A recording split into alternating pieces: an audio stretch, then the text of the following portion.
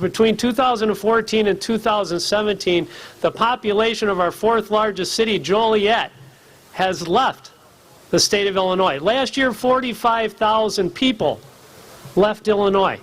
Does that tell you that the policies of the Democrats and the people in power are doing their job? Hi, ladies and gentlemen. Terry Martin with the Illinois Channel.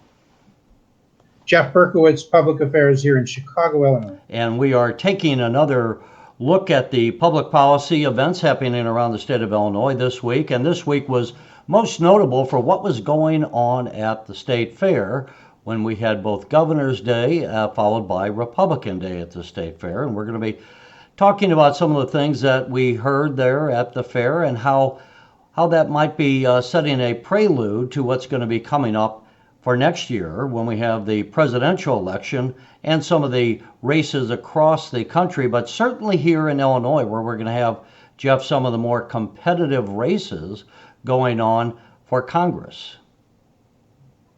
That's right, the 14th Congressional District. That had been a Republican-held district for quite some time. Randy Holcomb, upset by Lauren Underwood, okay? And the Republicans, they've got a big primary going on. Apparently maybe 6 candidates running in the Republican primary for the right to take on Lauren Underwood.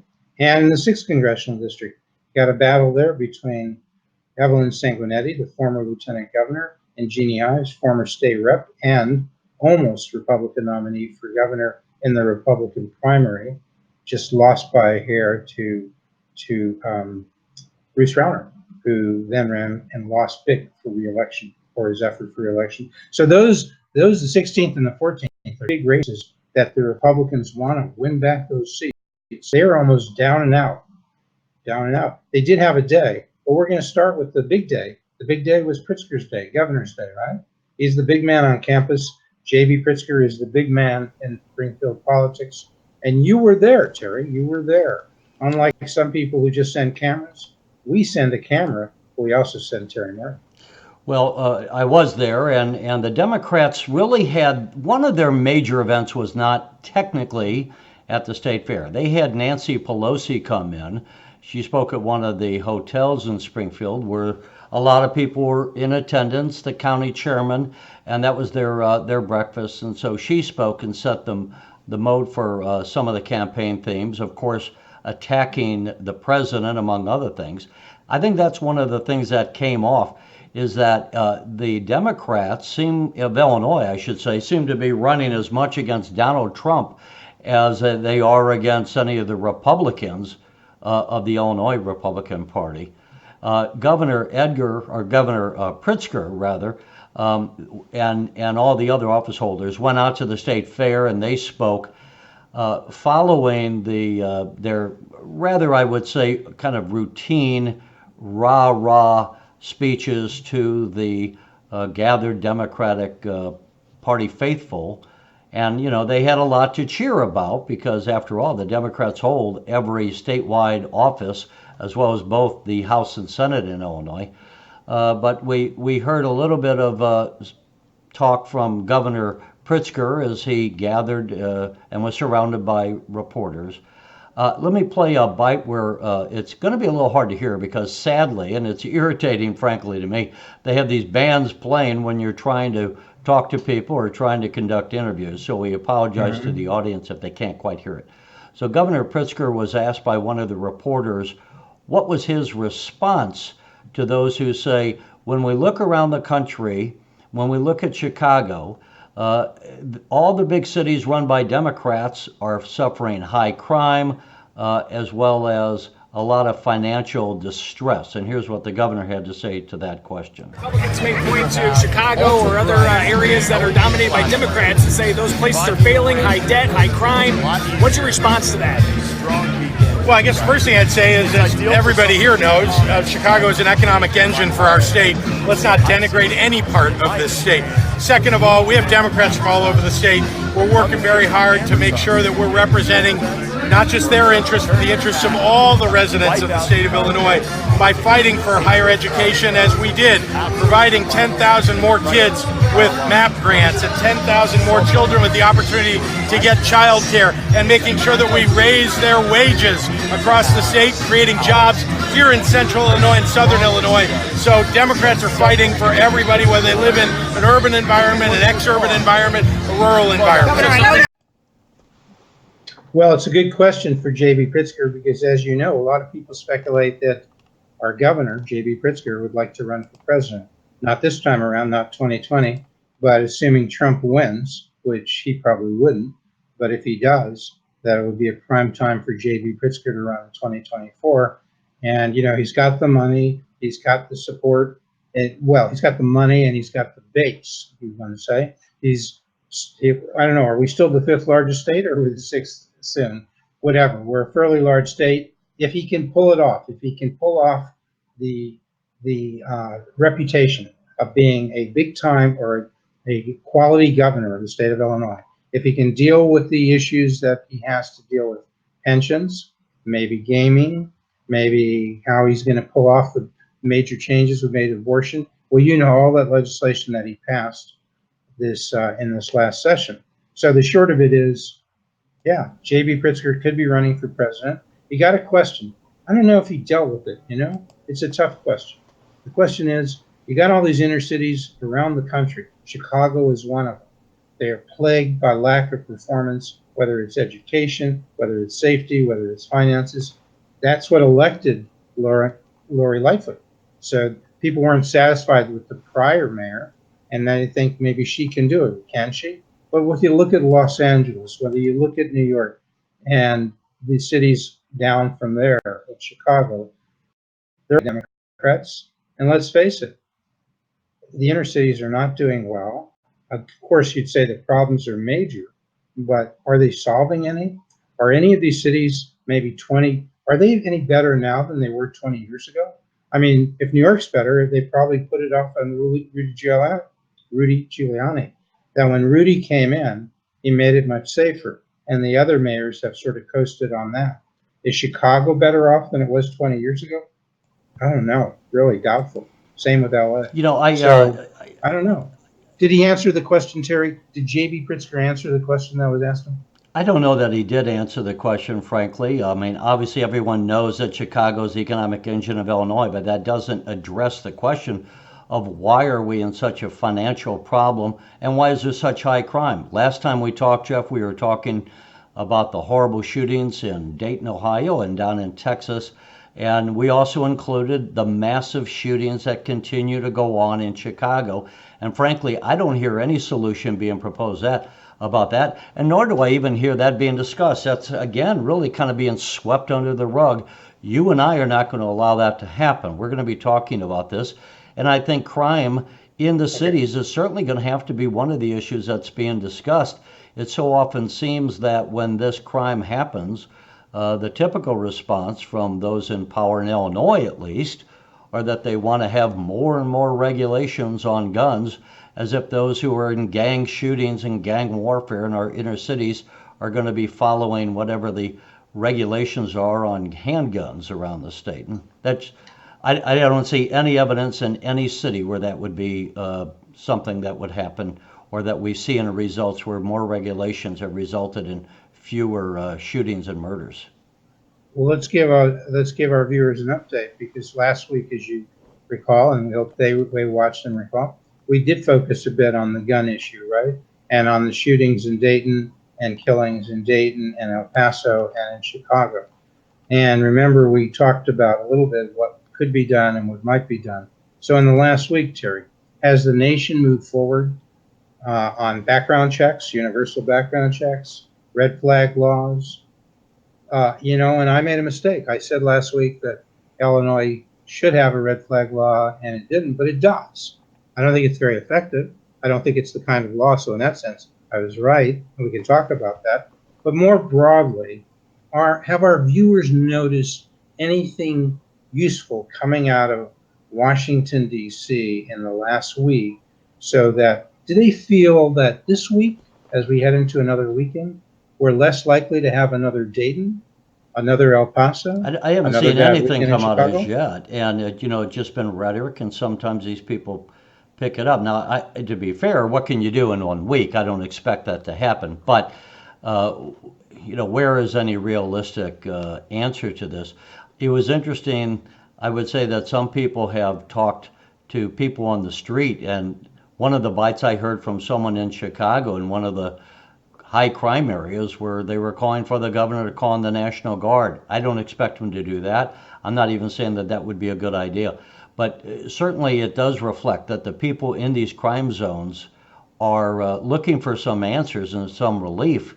And so far, they're not getting it. So uh, you will have to see. That could be Well, an issue. And overall, Jeff, you and I this week are probably going to be focusing, as we say is in our graphic, a prelude to 2020 as both the Democrats and Republicans gather. But I think crime and this gun shooting has got to be, at least in Illinois, if not nationwide, one of the issues that has to be discussed, whether or not the parties want to be discussing that.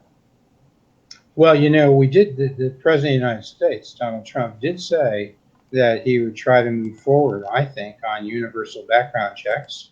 He suggested that he'll deal with the NRA on that.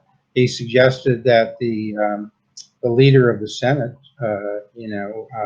has said that the Republican leader is that he will go along with universal background check, or at least some, I guess more accurately, he will go along with some legislation that would improve the background check issue. I think that's more accurate. What it would be specifically, I don't know, but I think President Trump indicated there might be some movement there. I think he's in favor of dealing with the mental health issue, which in a roundabout way is talking favorably about red flag laws. So, he didn't, I mean, they're not about to call people back out of recess, which maybe would be a good idea. But I think they're saying that at least the Republicans are suggesting, when they do come back from recess, which I guess is after Labor Day, that there may be some movement on background checks, red flag laws. Um, and, in Chicago, it is interesting, and maybe then we should go on and back to the fair. But in Chicago, the mayor did say, when questioned about last week's violence, she pointed out that there's been a trend down in the last, she didn't say, but it's in the last few months as mayor, there is a trend down in shootings and homicides and so forth. Well, we'll Last have to week was see. a Let blip me up. say this. One of the things we just came out, as everyone knows, out of the spring, and we had kind of the air of good feelings. I didn't hear the Democrats, I should say, I didn't hear the Republicans, and they spoke the day after the Democrats. I didn't hear them attacking the governor per se very strongly. And when we had a chance as reporters gathering around the governor, one of the things that he had done here at the state fair, which I have never heard of before, Governor Pritzker had invited Republicans in the legislature, sent out invitations for them to join Democrats on Governor's Day at the state fair. To my knowledge, I didn't see any of the Republicans take him up on that, but I thought it was an interesting approach. And he was asked about that when the reporters were talking about him, and he mentioned again how he was looking to try to tone down the rhetoric so he could have more of a bipartisan approach to government. Here's what the governor had to say. You know that I've tried to bring back bipartisanship in this state.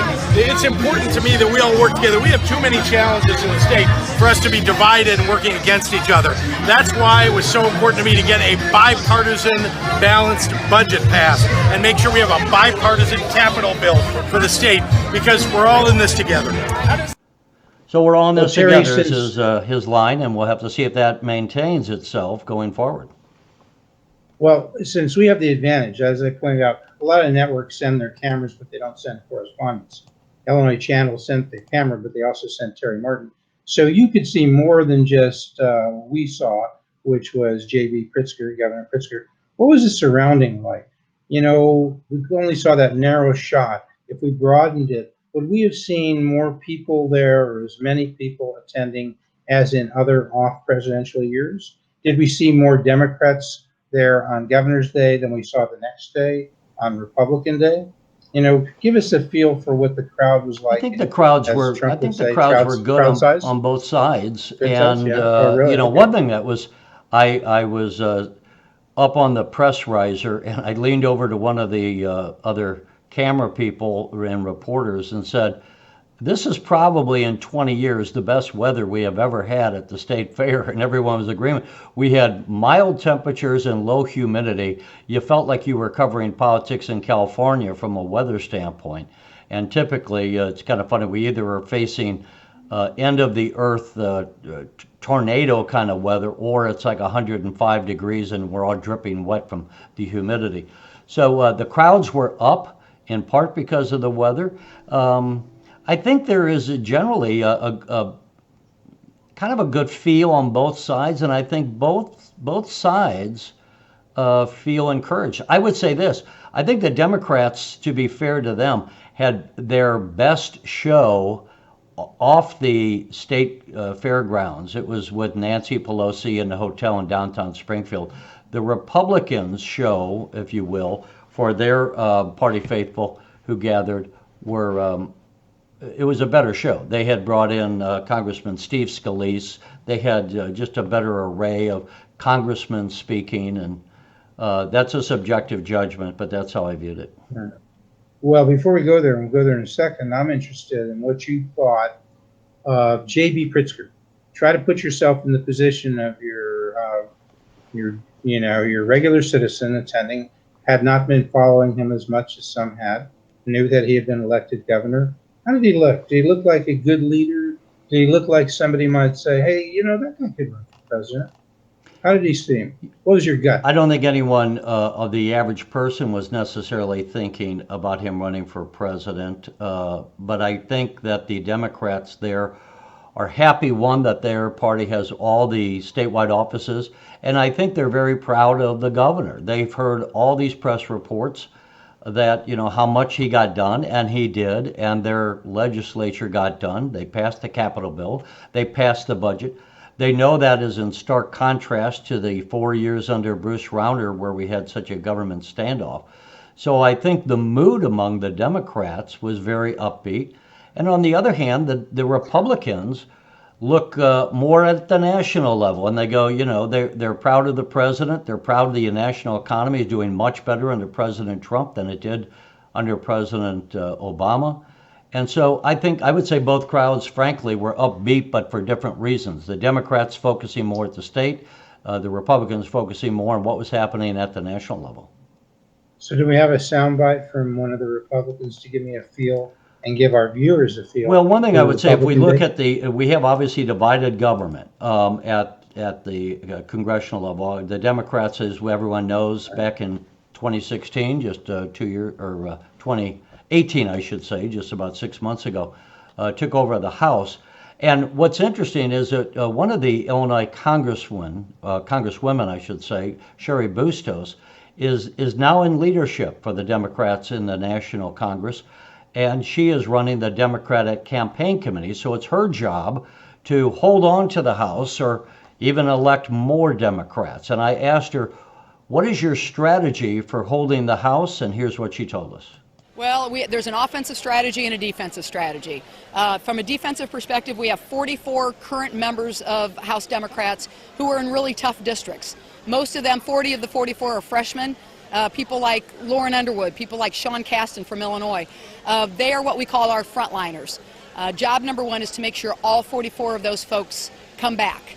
So we work very hard to make sure that they have the resources to win, make sure that they have the right team around them, just all of that. Look, they do the job. They're great members. They do the job, but we're there to help where they need help. So that's defensive. On an offensive strategy, we have 39 districts all over the country that Republicans currently hold that we think going into 2020 that we have a good shot of picking up. So we are working with candidates at a very early stage to make sure, again, that they're building the team, that they have the resources, and that they're well prepared that come November 2020 that they can win.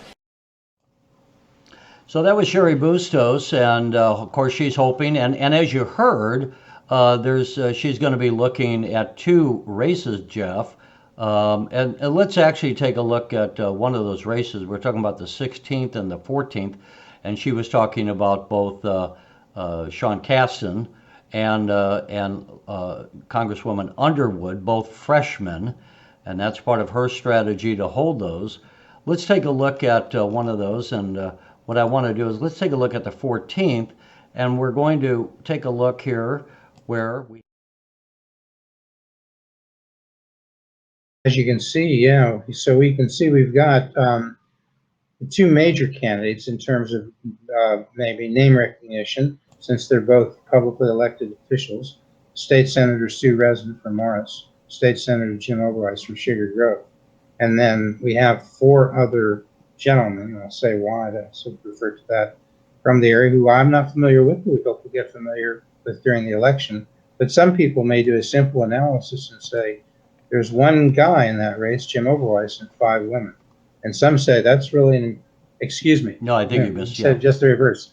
There are 5 guys in that race and 1 woman, and that's, some would say that's a problem because, you know, people vote somewhat on gender, and if the 5 guys divide up that race, you know, that could be a problem for the gentleman running in that race. Some would say Jim Oberweis is pretty well known relative to the others. Well, and let's so take a look, Jeff, if I might. Are not that well known. That may not be as much of a factor. So for the but primary you do see 6 people running. Yeah, I was going to say for the primary coming up on March 17th of all days, if you can believe it, on St. Patrick's Day. One of the things in this non-election year, one thing that's still interesting when you go to the state fair is that you get a chance, as I just did with Cheri Bustos and with the governor, you get to grab some of those office holders in attendance or candidates. And we talked to Sue Rezin, the one woman running in the 14th, and we asked her, why does she think that she could win in the 14th against freshman Carrie Underwood? This campaign is going to be about policies, and you know, even though she truly believes what she believes, her agenda is very progressive, and I'll very easily be able to draw the differences in the contrast between what she believes and what I believe and have voted on. So it's 2 entirely different agendas. The Washington Post came out with an article about 3 weeks ago that stated that Congresswoman Underwood has the most progressive voting record for any freshman for their district in Washington, D.C. That's starkly out of step with the constituents in the 14th Congressional District. So Sue Rezin, as we heard, thinks that this is a Republican district, that the election of Miss Underwood was a fluke. She hopes to turn it. The Democrats obviously looking to hold on there and in the 6th. And they're also looking at the 13th district with Rodney Davis, a Republican, currently holding that seat. He barely held on against a freshman, or a first-time candidate, I should say. And that is going to be probably another rematch of those 2 candidates. So we're going to have to see. And Jeff, what we don't know is what's going to be the result of Donald Trump for the Republicans being on the ballot to hold on to Congress. One of the arguments that was made by a Republican Congressman, Darin LaHood, at the state fair when he talked to the Republicans, and he laid out what I think we're going to hear an awful lot of at the national level about what the theme is going to be from the Republicans as they run and try to say, let's stay with the president and let's bring the House Republicans back. We have the strongest economy in 25 years, lowest unemployment. You look at what the stock market has done. You look at your 401k and your 529 and your retirement plans. The largest tax cut in this nation's history happened under this president and a Republican Congress. We did that, and it's having results all across this country. Secondly, we've rebuilt our military. The strongest military in this country we have now. The safest, we are safer today than we've ever been under this president. We have rebuilt our military, and the results speak for themselves. The federal judiciary, it may be the most monumental thing this president has done. Neil Gorsuch and Brett Kavanaugh on the U.S. Supreme Court. And the federal judges that we have put on at the circuit level and the federal level will have lasting impact for our conservative values. And lastly, standing up for the rule of law, securing the border, standing up for what's right. This president has stood strong on that. So there you heard it. Darin LaHood, son of Ray LaHood. Ray LaHood's not necessarily known these days as the most conservative person in town, having worked in the Obama administration. And so I don't know where Darin LaHood stands, but that's what you heard there was as good a face as you can put on a centrist Trump policy, if you want to call it that, because you're emphasizing things that a broad range of people, Republicans and maybe some independent and centrist Democrats, could agree on. And that's what he's aiming for. And painting this Republican Party as the economy, the party of the economy, a strong economy, strong, well-known, thoughtful, conservative judges, he would say, like Gorsuch and Brett Kavanaugh. And those are the accomplishments that the Republican conservatives would point to. Focus on the economy, focus on the judges, focus on the energy, that the United States is becoming an exporter of energy as opposed to an importer. So it's the good part. We're staying away from the immigration issue, which may be important in areas and maybe even some importance of Illinois. But you notice he didn't really go there, okay? Because that's some controversy. And that's what they're going to do. And the other thing they're going to do is try to say, what is the face of the Democratic Party nationally? Well, you saw that this week nationally. That's the squad, okay? That is Rashid Tlaib, okay? And Congresswoman Omar. Because in their view, Tlaib is the face. A substantial part of her district is Palestinian. She's Palestinian. We just have this issue of her being rebuffed and not being allowed to go into Israel. And then they said on humanitarian grounds they would let her in so she could see her 90-year-old grandmother. And she said she asked for that. She said she wouldn't. She sent a letter to Israel saying she would not make this about the boycott. She would not use it for those reasons. She'd be happy to abide by whatever prohibitions they had. And then they gave her the chance. And then she said, no, I changed my mind. It's the dumbest thing you'd ever see, but the press has ignored that. Yeah, it was really ridiculous, I gotta said, say, so Jeff. I mean, okay. here she says, I want to come in. They say the Israeli government says no. She says I want to see, how about if I come in and I behave myself so I can see my 90-year-old grandmother for the last time. They say okay, and then she goes, well, I've changed my mind, because you're such a racist country, basically, and it would be against my ethics. And I guess for Nancy Pelosi and the rest of the Cheri Bustos is far more of a moderate. I think these people at one point, the Democrats are going to have to say, do we want to have these people speaking for the party? And then on the Republican side, I guess the thing would have to be, there's going to be those who say, do we want to identify with the president, who's always controversial? On the other hand, his administration, at least in many aspects, as we heard from Congressman LaHood, has been fairly successful in moving his agenda. So once again, Illinois shapes the issues. They sent the country a president from 2000 to 2008.